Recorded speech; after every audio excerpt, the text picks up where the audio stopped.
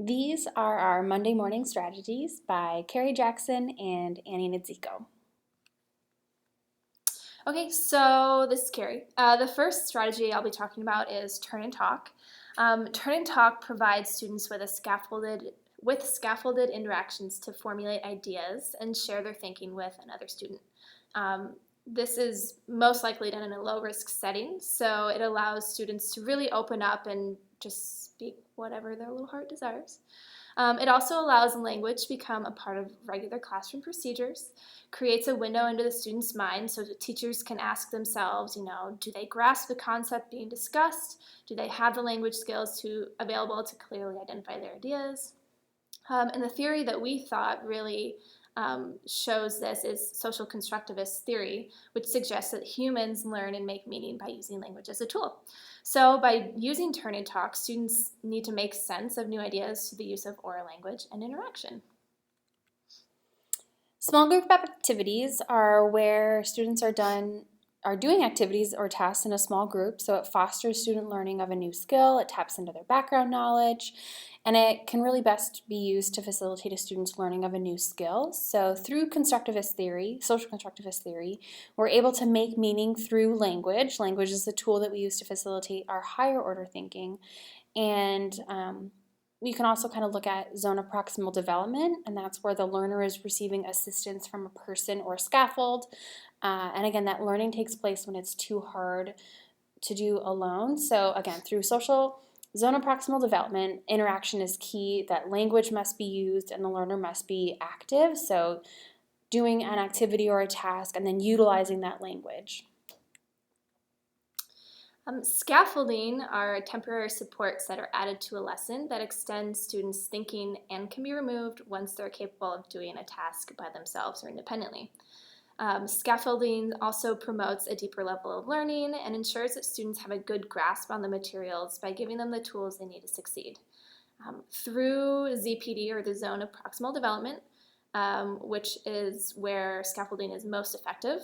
It actually allows students to complete the work independently, and then if they're struggling, they can, the teacher can insert some scaffolds that they can use, and then the student will eventually be able to work independently again. So. Choral response, that's where students are responding in unison to a question, and this provides that low risk environment where they can engage in low stakes responses. It monitors the majority understanding of a topic and then stimulates all students to answer and encourages that 100% participation. So through social constructivist theory, again, we're using language to make our meaning. It's the tool that we use to facilitate our higher order of thinking. So through choral response, every student is able to practice and respond to the task. Quick writes are the next strategy, and they actually help develop writing fluency and build a habit of reflection for the students.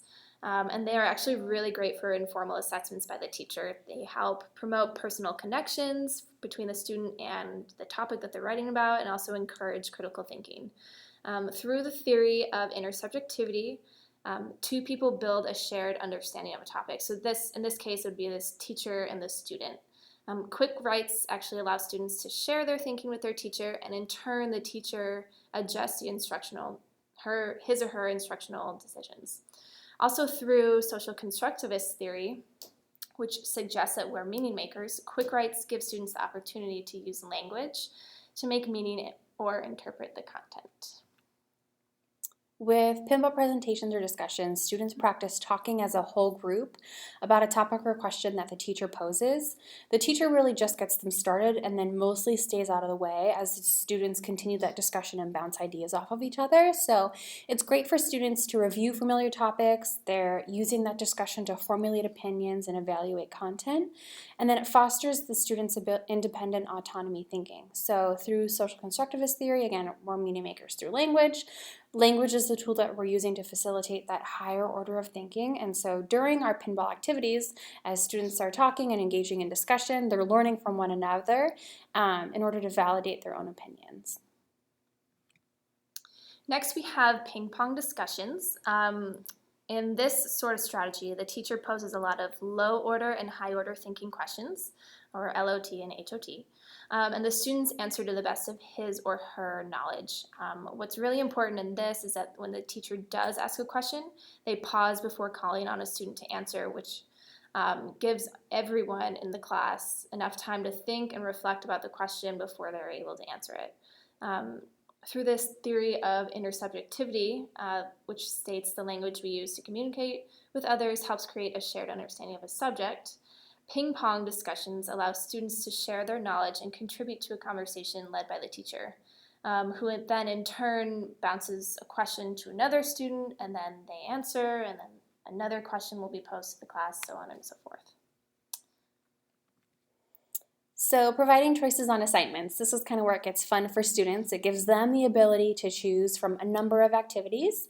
And so students tend to respond positively to assignments and are motivated to learn through empowerment and personal ownership. And this is kind of interesting for the teachers too, because it's a great way to be able to observe a student's strengths by kind of seeing what their choices are and what they choose to do first or maybe even last. So this creates an environment that fosters students' intrinsic motivation, which is needed for self-determination theory. So you have that autonomy where it provides the opportunity for choice and free will. There's that sense of belonging where students are more engaged, and then the students kind of have that competency feel where they feel that they are able to do a task and complete it. Morning meetings are daily gatherings that typically take place at the beginning of each school day. And what's really great about these is that, the teacher can greet the students, they can share exciting news or information with the students, whether it has to do with the school or if any of the students did any exciting activities over the weekend, maybe on Monday morning they can talk about it. Also, a group activity would be a lot of fun in a morning meeting. So through the self-determination theory, kind of like Annie just said, it creates this sense of belonging, and that's exactly what morning meetings do. They allow the students to become more involved, they allow students to share some of their ideas or some of their favorite things that they've done, things like that. And with specific feedback on assignments, that should support a student's learning. It gives them that hope, promotes perseverance, and encourages self-reflection and self-evaluation.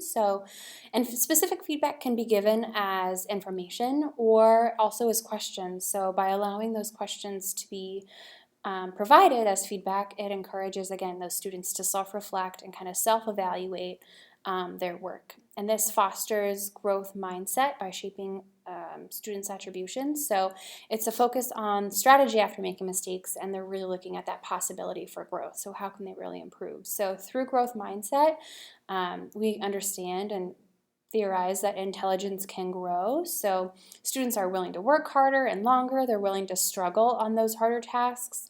And so effort and struggle are really key to a student's success, and that then ultimately students believe that success is always possible. So through these morning